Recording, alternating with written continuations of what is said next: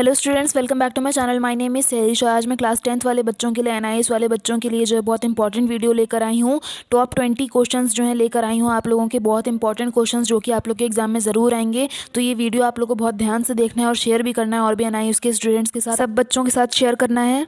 Guaranteed बहुत important questions हैं जो कि आप लोग को अच्छे से तैयारी कराऊंगी, मैं आप लोगों को समझाऊंगी, एक्सप्लेन करूंगी, और सारे क्वेश्चंस जो है आप लोग को ध्यान से समझाऊंगी। और दो पार्ट में ये वीडियो मैंने बनाई है, पार्ट 1 और पार्ट 2 में।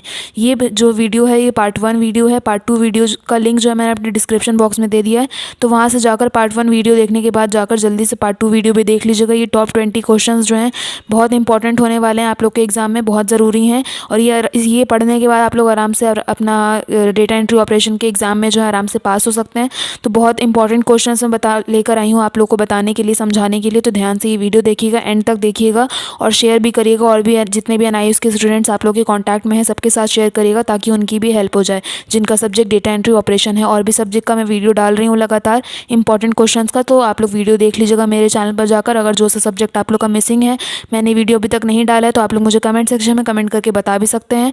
मैं वीडियो वो बना करके जल्द से जल्द जो है डाल दूंगी इंपॉर्टेंट क्वेश्चंस की। और आप लोगों को सारे क्वेश्चन समझाने से पहले मैं कहना चाहती हूँ कि आप लोग जो फटाफट से मेरे चैनल को सब्सक्राइब कर लीजिए, क्योंकि मेरे चैनल पर जो है आप लोग को A to Z सारी इन्फॉर्मेशन, सारी अपडेट एनआईएस से रिलेटेड, चाहे वो नोटिस हो या कोई भी नोटिफिकेशन हो एनआईएस बोर्ड की तरफ से, या फिर आप लोग के एग्ज़ाम की तैयारी क्यों ना हो, चाहे प्रैक्टिकल एग्जाम हो, चाहे आप लोग का थ्योरी एग्जाम हो, हर तरह की इन्फॉर्मेशन सारी एग्जाम से रिलेटेड हो या फिर आप लोग की पढ़ाई से रिलेटेड हो, सारी चीज़ें जो आप लोग के एनआईएस की सारी जो है यहाँ पे मेरे चैनल पे आप लोग को अवेलेबल मिलेंगी। तो सारी अपडेट लेते रहने के लिए और एग्जाम की तैयारी करने के लिए फटाफट से मेरे चैनल को सब्सक्राइब करिए, बेल आइकन ज़रूर क्लिक करिएगा, ताकि जब मैं वीडियोज़ अपलोड करूँ तो सबसे पहले आप लोग तक जो है नोटिफिकेशन पहुँच जाए।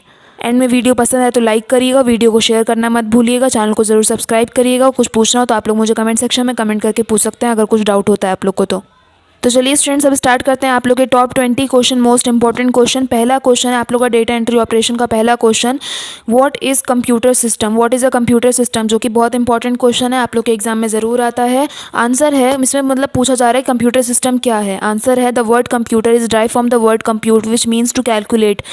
कंप्यूटर, ये जो कंप्यूटर शब्द है ये जो है कंप्यूट वर्ड से जो है कंप्यूटर बना है।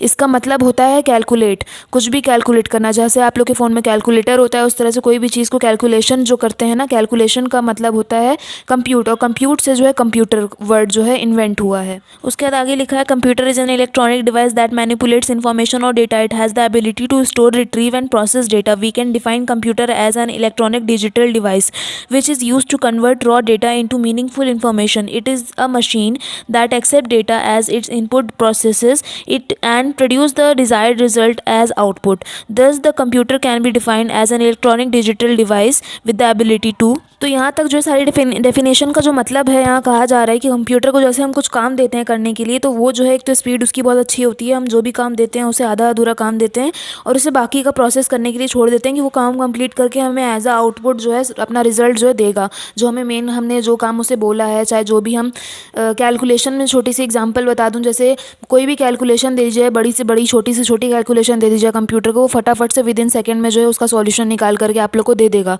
तो वो हो गया प्रोसेस, उसका कंप्यूटर जो है सारा काम करता है, उसको हम आधी अधूरी इन्फॉर्मेशन दे करके बता देते हैं कि उसे कंप्लीट करके इस तरह से हमें उसका रिजल्ट चाहिए, तो वो कंप्लीट करके फटाफट से बहुत अच्छी स्पीड से बहुत तेज़ी से जो है अपना काम कंप्लीट करके हमें आउटपुट जो है रिजल्ट दे देता है। तो ये जो है कंप्यूटर की खासियत होती है। उसके आगे है accept user supplied data and instructions. जो हम यूज़र, जैसे हम यूज़र हैं जो कंप्यूटर को इस्तेमाल कर रहे हैं, वो हम कोई भी इंस्ट्रक्शन उसे देते हैं वो फॉलो करता है। आगे है स्टोर डेटा एंड इंस्ट्रक्शंस, कोई भी हम डेटा देते हैं जिस पे उसे काम करने के लिए हम उसे बोलते हैं, जो भी हम टाइप वाइप करके बताते हैं कंप्यूटर को कि वो काम उसे करना है, प्रोसेस करना है, वो सारे इंस्ट्रक्शंस डेटा जो है वो स्टोर करके रखता है अपने पास।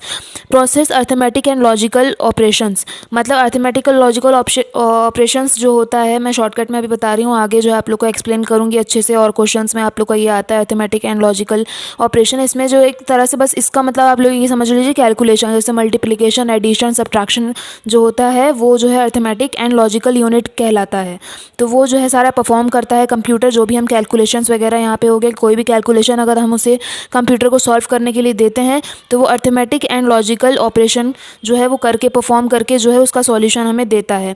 Output the result according to the users specification, computer जो है हमें उसके बाद सारा प्रोसेस करने के बाद हमें आउटपुट जो है रिजल्ट देता है। जो भी हमने उसे काम करने के लिए दिया होता है, जिस पे उसे प्रोसेस करके सारा चीज़ें करनी होती है, उसको जब हम आउटपुट मांगते हैं तो सारा रिजल्ट अपना कंप्लीट करके सारा काम करके जो है हमें आउटपुट रिजल्ट देता है हमारी सेटिस्फैक्शन के हिसाब से, जिस तरह से हमने उसे बोला होता है, करने के लिए दिया होता है काम। तो आई होप आप लोग को यहाँ तक समझ में आ गया क्वेश्चन नंबर 1। अब आप लोग का आता है question number 2, explain the characteristics of computer. Computer की जो है कैरेक्टरिस्टिक्स आप लोग को यहाँ पे बतानी है। आंसर है characteristics of computer are, first है accuracy, computer operate at a very high degree of accuracy, it does not become exhausted easily to the extents of making mistakes. Accuracy एक तरह से एक्यूरेट, मतलब कि कंप्यूटर जो है कभी कोई मिस्टेक नहीं कर सकता। सिंपल सी भाषा में यहाँ पे इसका मतलब ये है पूरी डेफिनेशन का।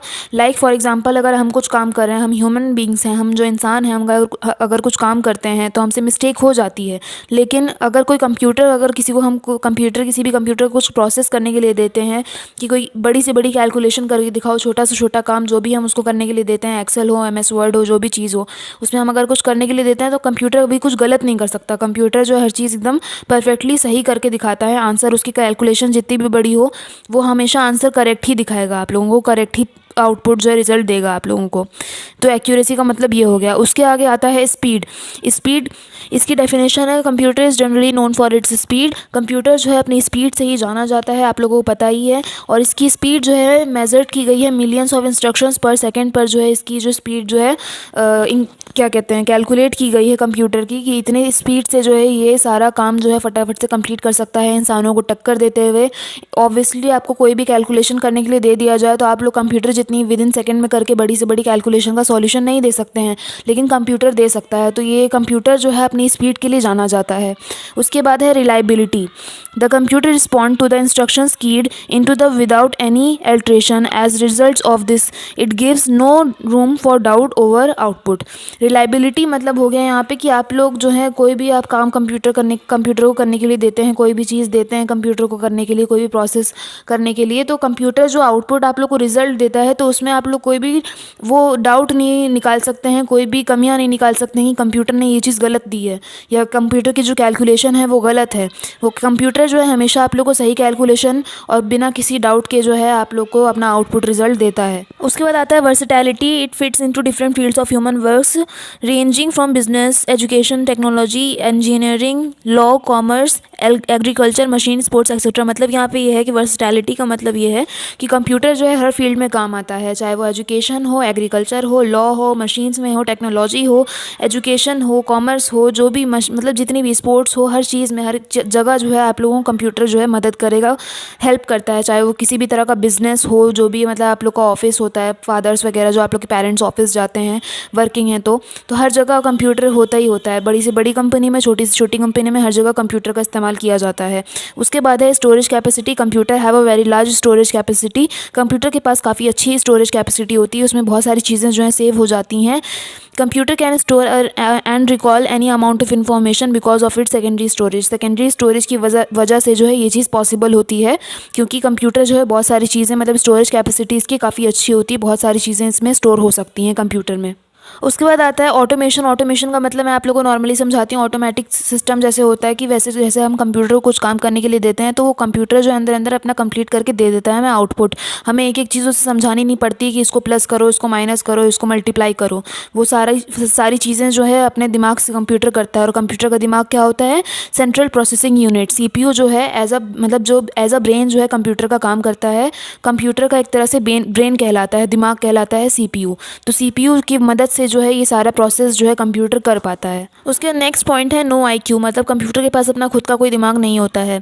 डेफिनेशन है computer itself is not a magic device. Computer जो है कोई जादू वाली चीज़ नहीं है। It can only perform the task that a human being can.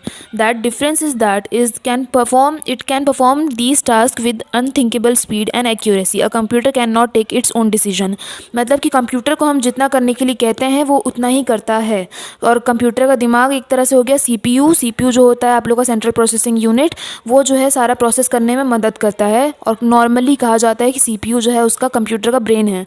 तो कंप्यूटर जो है खुद से कभी कोई काम नहीं कर सकता, अपने मन से कभी कुछ नहीं कर सकता। हम जब उसे कुछ कहेंगे करने के लिए, कुछ डेटा देंगे कि उस पर कुछ प्रोसेस करे, काम करे, उसको हमें आउटपुट रिजल्ट, मतलब जो हम काम दे रहे हैं उसका आउटपुट रिजल्ट निकाल के दे, तभी वो काम करेगा। वो अपने खुद से कोई डिसीजंस नहीं ले सकता, और ना ही कोई मैजिक डिवाइस है, कोई जादू नहीं है। ये चीज़ जो है इस डेफिनेशन में लिखी गई है। इसके पास अपना खुद का कोई दिमाग नहीं होता। उसके बाद आता है question number 3, define arithmetic logic unity. ये मैंने आप लोग को एक क्वेश्चन में बताया था अभी लास्ट क्वेश्चन में, तो इसका जो है मैं यहाँ पे आप लोग को ठीक से समझाती हूँ। अर्थमेटिक लॉजिक यूनिट होता क्या है? आंसर है this is the part of a computer. ये एक कंप्यूटर का पार्ट है that perform operation with the computer system like addition, subtraction, multiplication, division, logic and comparison. तो ये जो है कंप्यूटर का एक पार्ट होता है जो कि काम करने में जो है कंप्यूटर जो काम करता है, सारे ऑपरेशंस जो भी हम काम देते हैं, कैलकुलेशन टाइप की जितनी भी चीज़ें होती हैं उसमें जो ये अर्थमेटिक लॉजिक यूनिट जो है कंप्यूटर की मदद करता है। जैसे कि एडिशन हो गया, सब्ट्रैक्शन हो गया, मल्टीप्लिकेशन हो गया, डिवीजन हो गया, लॉजिक और कंपैरिजन, ये सब इस टाइप की चीज़ों में जो है ये अर्थमेटिक लॉजिक यूनिट कंप्यूटर की मदद करता है। इसके बाद आप लोग का आता है question number 4, define memory unit. Memory unit से आप लोग को समझ ही आ गया होगा कि मेमोरी हो गया मतलब जहाँ पे जैसे आप लोग अपने फ़ोन में मेमोरी कार्ड लगाते हैं सारी चीज़ें सेव करने के लिए। फ़ोन की मेमोरी आप लोग को काफ़ी नहीं पड़ती है, तो अलग से आप लोग को मेमोरी कार्ड लगाना पड़ता है ताकि आप लोग अपनी सारी फ़ोटोज़, वीडियोज़, जो भी चीज़ आप लोग को फ़ोन में रखनी है वो आप लोग स्टोर कर सकें। इसी तरह यहाँ पे इसका भी मतलब यही हुआ। तो आंसर है data inserted into the computer system is first stored in the memory for further processing. जो भी हम डेटा, कोई भी काम हम कंप्यूटर को करने के लिए देते हैं तो वो जो है पहले मेमोरी यूनिट में जा कर के स्टोर होता है, उसके बाद जो है उस पर प्रोसेस होता है, कंप्यूटर जो है उस पर काम करता है। इसके बाद आप लोग का आता है question number 5, explain control unit. Control unit से भी आप लोगों को समझ में आ रहा होगा जो चीज़ें सब चीज़ कंट्रोल करके चलता है, जिसके हिसाब से जो है पूरा कंप्यूटर जो है काम करता है। डेफिनेशन पढ़ते हैं। आंसर है it control supervisors and overseas all the activities of the computer. ये जो है सारी चीज़ें कंट्रोल करके चलता है। एक तरह से सुपरवाइज़र होता है, जैसे कि टीचर होता है। एक स्कूल को ले लीजिए कि एक क्लासरूम है जिसमें 50 बच्चे हैं और वो टीचर होता है वहाँ पर एक, जो कि सारे बच्चों को जो है मैनेज करके चलता है, अपने हिसाब से जो है पढ़ाता लिखाता है और ऑर्डर्स देता है। तो ये हो गया एक तरह से कंप्यूटर का सुपरवाइज़र। सुपरवाइज़र मतलब कोई टीचर हो गया कंप्यूटर का, जो कि कंप्यूटर को इंस्ट्रक्शंस देता है कि अब ये काम करो, अब वो काम करो। तो कंप्यूटर उस हिसाब से जो है सारा काम करता है। तो ये कंट्रोल यूनिट जो है सारी एक्टिविटीज़ को जो है कंट्रोल करके चलता है कंप्यूटर की। तो इसमें लिखा है the activities of the computer and monitors the execution of any program processed. In the other words the control unit coordinates and control the activities of the different components of the computer system. यही चीज़ मैंने आप लोग को अभी समझाई कि सारी चीज़ें जो है संभाल करके इंस्ट्रक्शंस के हिसाब से जो है कंट्रोल यूनिट सारी कंप्यूटर को जो ऑर्डर देता है कि अब ये काम करो, अब वो काम करो, उस हिसाब से जो सारा कंप्यूटर जो है काम करता है, प्रोसेस करता है। इसके बाद आप लोग का आता है question number 6, what is peripheral devices. Answer है peripheral devices are the hardware items that are connected internal and external to the computer. Externally connected device में includes printer, scanner, keyboard, mouse, tape devices, microphones and external modem. तो जी यहाँ पे बोला गया है peripheral devices क्या होती हैं। तो आंसर है कि ये जो है हार्डवेयर आइटम्स को जो है हम पेरिफेरल डिवाइसेस कहते हैं। एक्सटर्नली और इंटरनली जितनी भी हार्डवेयर टाइप की चीज़ें होती हैं वो सारी जो है पेरिफेरल डिवाइसेस कहलाती हैं। जैसे कि एग्जांपल यहाँ दे रखा है, प्रिंटर हो गया, स्कैनर हो गया, कीबोर्ड हो गया, mouse, tape devices, microphones and external modem. मतलब इस टाइप की सारी चीज़ें जो हैं आप लोग की पेरिफेरल डिवाइसेस कहलाती हैं। आगे है दे कैन बी इंटरनल। अभी इससे पहले जो मैंने बताया आप लोग को ये सारी एक्सटर्नल थी, अब इंटरनल बताई जा रही है, सच एज CD रोम और internet modem based on their function. Peripheral devices can be classified into 3 types. मतलब इससे पहले मैंने आप लोग को एक्सटर्नल बताया था, यहाँ पे इंटरनल हो गया CD रोम, और इसके बाद लिखा है कि पेरिफेरल डिवाइसेस जो है 3 तरह की होती हैं। पहली है इनपुट डिवाइस, दूसरी है आउटपुट और तीसरी है स्टोरेज डिवाइसेस। इनपुट डिवाइस की डेफिनेशन है, input device are used for data input to the computer system. Keyboard, mouse etcetera are the examples of input devices. Input device क्यों इस्तेमाल किया जाता है? जैसे कि अगर आप लोगों को कुछ कंप्यूटर के अंदर लिखना है तो फॉर एग्जांपल कीबोर्ड जो है वो आप उस कीबोर्ड में टाइप करेंगे तो कंप्यूटर के अंदर जो भी आप लोगों को लिखना होगा कीबोर्ड के थ्रू जो आप लोग इनपुट करके कंप्यूटर के अंदर लिख सकते हैं। इसी तरह माउस हो गया कि अगर किसी भी आइकन पे अगर आप लोगों को क्लिक करना है तो माउस की हेल्प से आप लोग कंप्यूटर के अंदर किसी भी आइकन पे क्लिक कर सकते हैं। तो इस तरह से जो एक इनपुट डिवाइस जो है काम करता है। और डिवाइस हो गई कीबोर्ड और माउस यहाँ पे एग्जाम्पल के नाम पे। उसके बाद output devices. Output devices are use for data output, printer, plotter, scanner, speaker, monitor etcetera. Output क्या हो गया? आउटपुट जो भी चीज़ें, जैसे आपने कोई भी काम करने के लिए दिया उसका रिजल्ट अगर आपको आउटपुट चाहिए तो आप लोगों को क्या काम करेगा? प्रिंटर, जैसे आपको कुछ प्रिंट करना है तो जो आपके कंप्यूटर की स्क्रीन में है वो जो है प्रिंट होकर के आउटपुट आकर आप लोग के प्रिंटर के थ्रू जो है आ जाएगा। तो ये सब चीज़ें आउटपुट डिवाइसेज हो गई। Printer, plotter, scanner, speaker, monitor etcetera, इस टाइप की जितनी भी चीज़ें हैं वो सारी आउटपुट डिवाइसेज कहलाएंगी। उसके बाद थर्ड है स्टोरेज डिवाइसेज। तो storage devices is a device that is used to store data and information for long period of time. For example hard hard disk drive, flash drive, floppy disk, tape drive etcetera, storage devices. ये सारी जो है storage devices हैं। कोई भी चीज़ आप लोग को लॉन्ग टाइम के लिए जो है अपना स्टोर करके रखनी है तो ये सारी जो है सारी डिवाइसेज हैं जिसमें आप लोग अपनी सारी चीज़ें जो है स्टोर करके रख सकते हैं। उसके बाद आप लोग का आता है question number 7, what are the steps of using Excel to create data source. यहाँ पे डेटा सोर्स का पूछा जा रहा है कि कैसे क्रिएट कर सकते हैं एक्सेल के अंदर। आंसर है you can use MS Excel to create data source. आप जो है MS एक्सेल में जो डेटा सोर्स क्रिएट कर सकते हैं उसके स्टेप्स हैं आर एज फॉलोज। पहला है स्टार्ट MS एक्सेल प्रोग्राम। ऐसे MS एक्सेल जो आप लोगों को खोल लेना है। सेकंड है enter field names and data directly in a worksheet and save the file. आप लोग को डायरेक्टली जो वर्कशीट में जितने भी डेटा है वो सब एंटर कर देना है, उसके बाद फाइल को सेव कर देना है। थर्ड है copy all the data from the Excel worksheet and paste it in a new MS Word file, save the file in MS Word format. Fourth है your data source is ready to be used. मतलब third point में यहाँ पे बोला गया है कि आप लोग को MS एक्सेल की जो है वर्कशीट जो है जो आप लोगों ने डेटा बनाया है उसको कॉपी करना है, देन ले जा करके MS वर्ड की जो न्यू फाइल जो होती है वो न्यू फाइल ओपन करनी है। वहाँ पर जो आप लोग को एक्सेल की फाइल जो आपने कॉपी करी थी उसे पेस्ट कर देना है। पेस्ट करने के बाद जो है उसे MS वर्ड के फॉर्मेट के हिसाब से जो है सेव कर देना है। तो उसके बाद फोर्थ पॉइंट में लिखा है your data source is ready to be used. उसके बाद जो ये सारे प्रोसेस होने के बाद आप लोग का डेटा जो है रेडी है इस्तेमाल करने के लिए। उसके बाद आप लोग आता है question number 8, right the steps of add borders. आप लोग को स्टेप्स बताने हैं बॉर्डर ऐड करने के। आंसर है the steps to add border are as follows. पहला है select the text for which you want to have a border for shading. Second है from the home tab in the photograph group click border down arrow and then select the type of border you want to apply.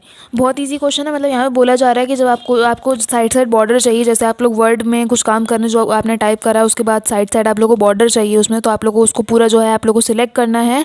उसके बाद जो है आप लोगों को from the home tab and फिर home tab में ऊपर जितने भी ऑप्शंस होते हैं उसमें से जो आप लोगों को जाना है और वहाँ बॉर्डर के कुछ ऑप्शंस आएंगे, एक border down arrow and select the type of border. उसके बाद वहाँ पे एक होम टैब में जो है वहाँ एक वो बॉर्डर का ऑप्शन होगा, उस पर आप लोग क्लिक करेंगे तो हर तरह के बॉर्डर स्टाइल मतलब फॉर्मेट आ जाएंगे बहुत सारे बॉर्डर के। तो वहाँ से आप लोग कोई भी अपना पसंद का बॉर्डर जो है यूज़ करके मतलब सिलेक्ट कर सकते हैं अपना वहाँ से और आप लोग का बॉर्डर जो है बन के आ जाएगा। उसके बाद आप लोग का आता है question number 9, how can you change the page of orientation. आप लोग ओरिएंटेशन का पेज जो चेंज कैसे कर सकते हैं। आंसर है the page of orientation can be changed using following steps. ये स्टेप्स हैं। पहला है select the page of layout tab. आप लोगों को पेज सिलेक्ट करना है लेआउट टैब का। और उसका सेकंड है click the orientation command in the page setup group. मतलब कि जो पेज सेटअप ग्रुप है उसमें जो ओरिएंटेशन कमांड है उसे जो है क्लिक करना है। थर्ड है left click the other portrait landscape to change the page of orientation. मतलब है कि जो और पोर्ट्रेट लैंडस्केप है उस पर जो आप लोग को लेफ्ट क्लिक करना है ताकि आप लोग का ओरिएंटेशन पेज जो है चेंज हो सके। उसके बाद आप लोग का आता है 10th question, right the types of scroll bars. Answer है आप लोग को टाइप्स ऑफ स्क्रॉल बार्स बताने हैं। आंसर है there are 2 types of scroll bars. 2 तरह के स्क्रॉल बार्स होते हैं। पहला होता है वर्टिकल स्क्रॉल बार, दूसरा होता है horizontal scroll bar. Vertical scroll bar की डेफिनेशन है the vertical scroll bar is located along the right side of the screen to move up and down your document. Click the drag the vertical scroll bar up and down. मतलब आप लोग को up and down करने के लिए side में जो है स्टैंडिंग लाइन में जो होता है वर्टिकल स्क्रॉल बार होता है और हॉरिजॉन्टल जो नीचे की तरफ होता है। तो सेकंड हॉरिजॉन्टल स्क्रॉल बार की डेफिनेशन है the horizontal scroll bar is located just above the status bar to move back and forth across your document. Click the drag the horizontal scroll bar back and forth. Horizontal scroll bar जो कि नीचे की तरफ होता है जिससे left right हो जाती है आपकी स्क्रीन, जो डॉक्यूमेंट आप लोग का लिखा होता है वो लेफ्ट राइट हो जाए उसको जो है हम हॉरिजॉन्टल स्क्रॉल बार कहते हैं। और वर्टिकल स्क्रॉल बार जो कि आप लोग की स्टैंडिंग लाइन में होता है जिससे आप लोग का जो डॉक्यूमेंट है वो ऊपर नीचे हो सके। सो स्टूडेंट्स ये थे 10 क्वेश्चंस पार्ट 1 वीडियो के। बाकी के 10 क्वेश्चंस जो है आप लोग के पार्ट 2 वीडियो में जिसका लिंक मैंने अपने डिस्क्रिप्शन बॉक्स में दे दिया, तो जाके फटाफट देख लीजिएगा, मिस मत करिएगा, बहुत इंपॉर्टेंट वीडियो है। तो मैंने जैसे कि आप लोग को बताया था टॉप 20 क्वेश्चंस ऐसे जो कि आप लोग एग्जाम में जरूर आएंगे, बहुत इंपॉर्टेंट क्वेश्चंस हैं। तो ये वीडियो जो आप लोग दोनों वीडियो मिस मत करिएगा, ध्यान से जाकर देख लीजिए। कुछ डाउट होता है तो आप लोग मुझे कमेंट सेक्शन में कमेंट करके पूछ सकते हैं। और पार्ट 2 वीडियो का लिंक जो मैंने अपने डिस्क्रिप्शन बॉक्स में दे दिया है तो ध्यान से देख लीजिएगा, जाकर मिस मत करिएगा। मैं बार बार कह रही हूँ टॉप 20 क्वेश्चंस ऐसे जो आप लोग के एग्जाम में जरूर आएंगे, बहुत इंपॉर्टेंट क्वेश्चंस हैं, इसलिए दोनों वीडियो बहुत ध्यान से देखिएगा। कुछ डाउट हो तो पूछिएगा जरूर। और अगर आप लोग ने अभी तक मेरे चैनल को सब्सक्राइब नहीं करा है तो फटाफट से मेरे चैनल को सब्सक्राइब कर लीजिए, क्योंकि इस चैनल पर जो आप लोग को A to Z एनालिसिस की सारी इन्फॉर्मेशन, सारी update time to time available मिलेगी। इसके साथ साथ आप लोग की एग्जाम की तैयारी भी मैं कराऊंगी। इंपॉर्टेंट क्वेश्चन से लेकर के आप लोग के सारे सब्जेक्ट के चैप्टर्स जो है मैंने एक्सप्लेन कर रखे हैं, आप लोग मेरे चैनल पर जाकर के चेक कर सकते हैं, पढ़ाई कर सकते हैं, अपने एग्जाम की तैयारी कर सकते हैं। प्रैक्टिकल एग्जाम से रिलेटेड भी सारी इन्फॉर्मेशन, सारी अपडेट, बेसिक इन्फॉर्मेशन सारी मैंने आप लोग को समझा रखी है अपने चैनल पर, वो जाकर आप लोग वीडियोस देख सकते हैं अगर देखना है आप लोग को तो। सो चलिए स्टूडेंट्स, हम मिलते हैं पार्ट 2 वाली वीडियो में। उसका लिंक जो मैंने अपने डिस्क्रिप्शन बॉक्स में दे दिया, तो जाकर फटाफट से देख लीजिए। सो तब तक के लिए stay home, stay safe, take care of your health and immunity and thanks for watching. और स्टूडेंट्स इसके अलावा मैं आप लोगों को बताना चाहती हूँ कि यूट्यूब पे जो मैंने एक न्यू चैनल क्रिएट करा है डी सैरिश नाम से, जिसपे मैं अपनी रिएक्शन वीडियोस डालती हूँ। तो अगर आप लोगों को मेरी तरफ से अपना कुछ एंटरटेनमेंट कराना है तो उसे भी जाकर आप लोग सब्सक्राइब कर सकते हैं। और मैंने अपने न्यू चैनल का लिंक जो अपने डिस्क्रिप्शन बॉक्स में दे दिया है, तो वहाँ से जाकर अगर आप लोग सब्सक्राइब करना चाहते हैं जल्दी से जाकर सब्सक्राइब कर लीजिए और वीडियो देखिए मेरी।